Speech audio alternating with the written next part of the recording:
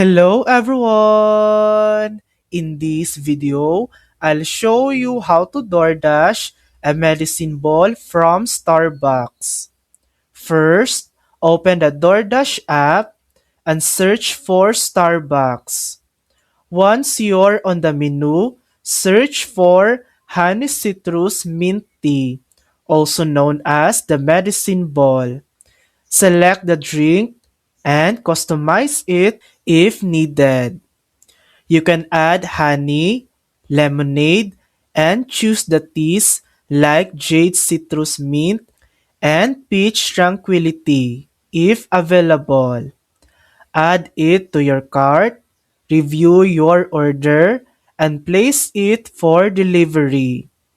Keep in mind that availability and fees may vary by location. And that's it. That's how to DoorDash a medicine ball from Starbucks. Thanks for watching. If this video helped you, please like and subscribe for more helpful tutorials.